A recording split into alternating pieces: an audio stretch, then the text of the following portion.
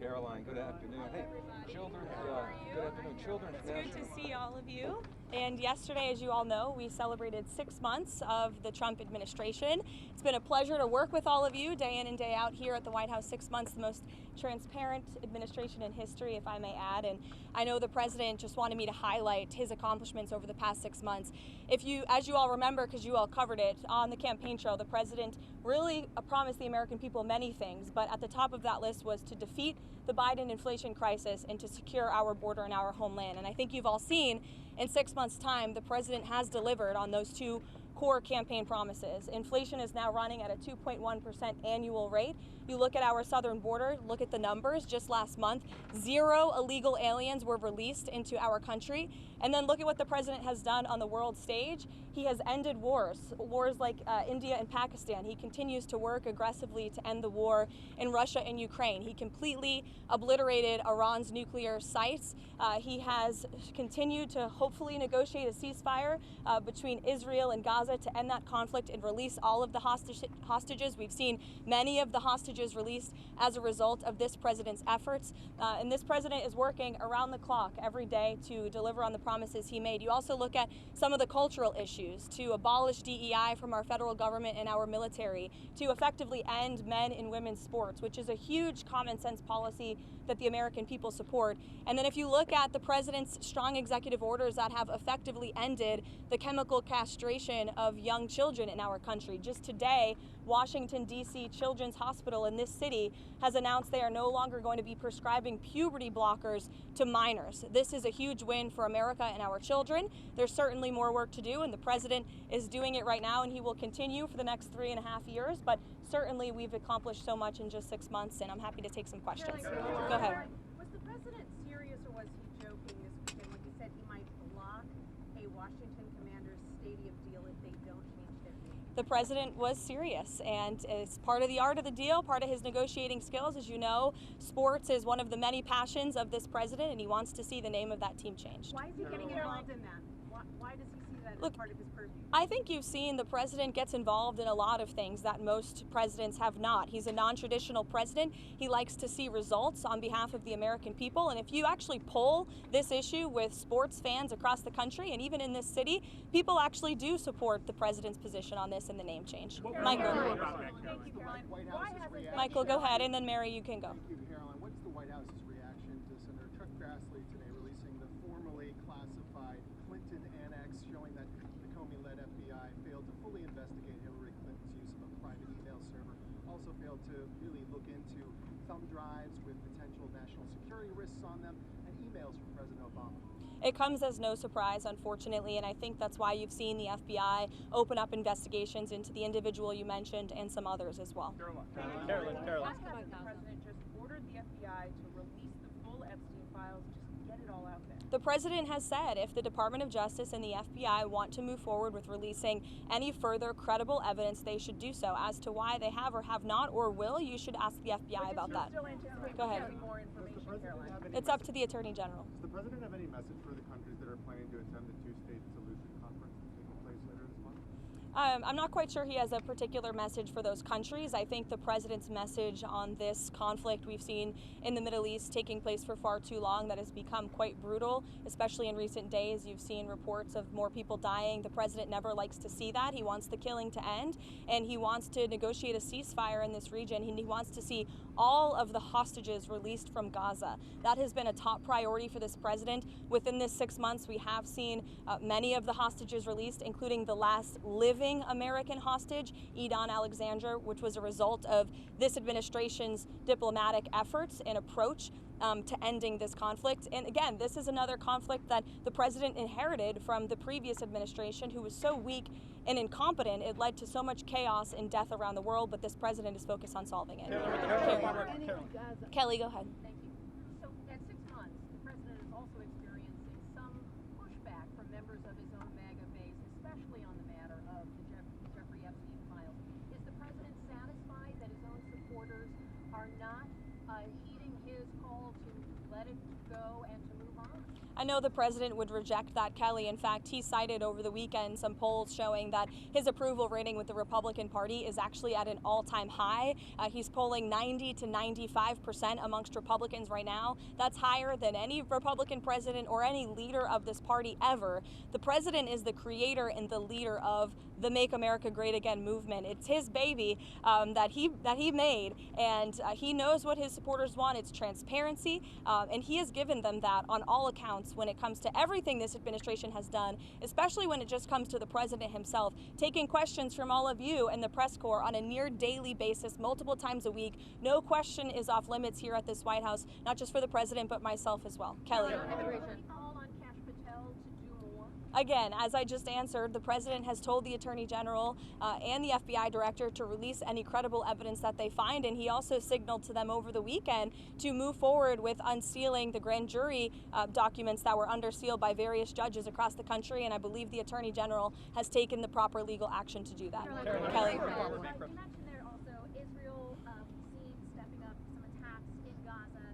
Has the president expressed his frustration with Netanyahu, and how does this impact the ceasefire negotiations?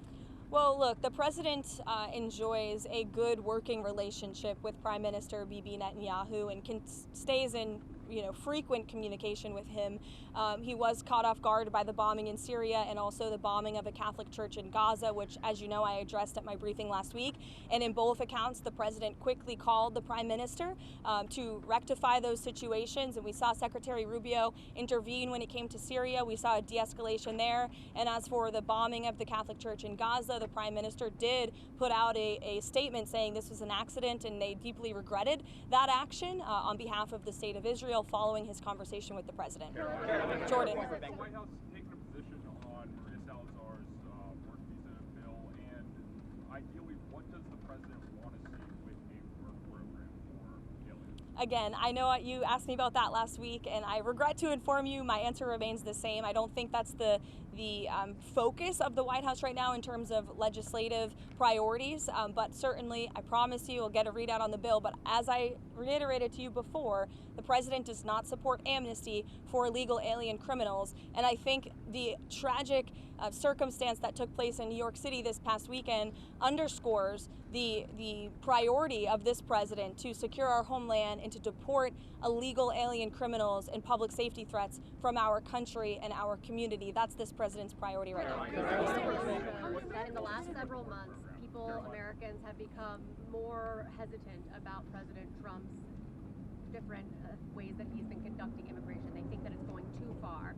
Is the White House going to limit any ways that it is enforcing immigration across the country? I think the Trump administration is going to continue to focus on removing public safety threats and illegal alien criminals from sanctuary cities. The president himself has said that's the priority for him in this administration, which the vast majority of Americans do still support, removing illegal, heinous criminals from their communities. And ultimately, the best poll that was ever taken was on November 5th, when nearly 80 million Americans voted to re-elect this president, largely because of his immigration policies, and we've seen they've been a resounding success. Again, 0 illegal aliens were released into the country last month. That's a good thing for all of us standing here and for Americans across the country. Karoline, there are reports that President Trump or that FBI agents going through the Epstein files were told to flag President Trump's name if it came up. Is that something the president was aware of, or something that he directed those agents or the Department of Justice to do? I don't believe that's something the White House was aware of. You'd have to ask the FBI. Karoline, is President Trump satisfied with how aid's being distributed in Gaza right now?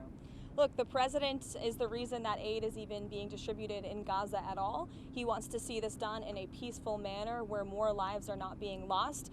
He hated seeing the pictures of starvation of women and children desperately needing that aid, which is why this administration came to a creative solution to bring that aid into the region. And we want to make sure that aid is delivered to people in need, but certainly does not end up in the hands of terrorists. I think both things can be done at the same time. Look, it's a very difficult and complicated situation, again, that the president inherited because of the weakness of the last administration. And I think he should be applauded and the administration should be applauded for coming up with a creative solution to get aid into the region. The president wants to see peace, and he's been pretty clear about that, and our national security team continues to work on this every single day, but of course it's a very complicated situation. Is the president over the weekend? Commerce Secretary had some pretty tough words for the pension. It's good to see you. Hi, Mark.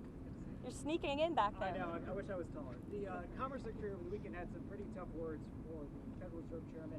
The White House has kind of sent some mixed messages whether or not his job is safe or not. Will Powell be allowed to finish his term as Federal Reserve Chairman or not?